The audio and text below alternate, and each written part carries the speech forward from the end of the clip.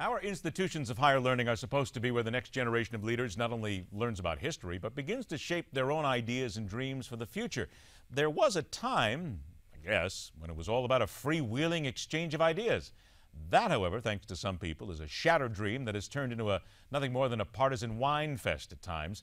The topic of this, checks and balances, free speech at the university level. Welcome in special correspondent Francesca Page, who now brings it to us.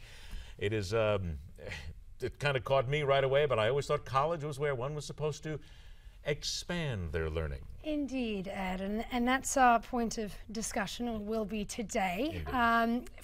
Let's talk about free speech in universities. Universities are often known as institutions, like you say, Ed, to develop your own voice as a student. However, controversy has recently arisen around the notion of free speech in these universities. Many argue that far leftists have been seeking power through suppressing this free speech at a university level.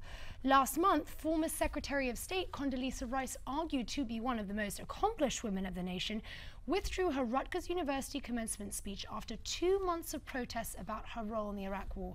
While many students and professors argue that Rice's honoring of war criminals, as they said, made her an unacceptable choice to speak, others were disappointed to not have the choice of opinion, or to rather have had it taken away from them.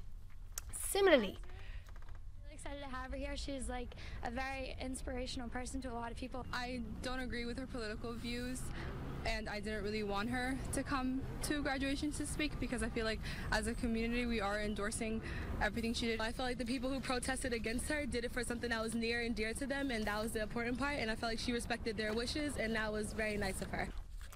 So similarly at Brandeis University, an invitation for Somali writer and American Enterprise Institute scholar Ayaan Hirsi Ali was withdrawn when his criticisms of radical Islam were said to have violated the school's core values.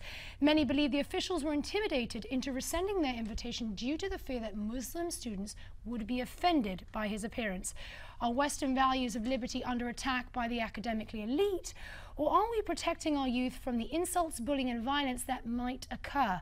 Moreover, who should make these decisions? The debate now continues. I think it's excellent, the points that you bring up right there. Certainly this talks a lot about not being able to certainly insult everybody these days. I mean, we talk about multiculturalism, diversity. Yep. Again, it comes down to, you would think that at the college level, you are going to learn that it is a free exchange of ideas. It's hard not to insult anybody these days. Right, and that's an argument that many are having is are we too protective of our students? And you know, going forward, I think that there's a lot of vagueness surrounding this, and there needs to be some distinguishments made here. Obviously, one of them is between what we term or value as hate speech and free speech, because they are two very different things. So when something is deemed to be hateful, an opinion deemed to be hateful, many would say that we need to protect our university students from feeling that they are going to be bullied, from feeling that they are going to be marginalized. So that's an argumentative point that we've heard. Well, if you look at it this way, and again, this is just one way of looking at it, that when Condoleezza Rice was told, don't bother showing up, those who wanted to hear from her, they were bullied. Right. There was a segment of that school society which bullied them into it and said, we don't want it, we don't need it, here's what's wrong with her, we're not going to have her here. So if we're going to talk about bullying, right, then there's a difference. There's still somebody trying to tell somebody else what you should hear and what you should listen to. Absolutely, and you know, at the end of the day, it is up to you to make that decision as a student. And you know, a lot of people are saying, well, put it out there, you know, and you can decide. But then again, there are speakers that come in and are speaking to everyone. In the case of Condoleezza Rice, this wasn't you sign up for the speaker or not. Mm-hmm. It was a speech that everyone was going to hear. So I think there is a level of leaving it down to the student. A lot of people again have said, you know, private universities need the power to ban this, and public universities should follow the law of the land, Ed. Well, and there's also those who would say some people call it hate speech, to some people it's a comment.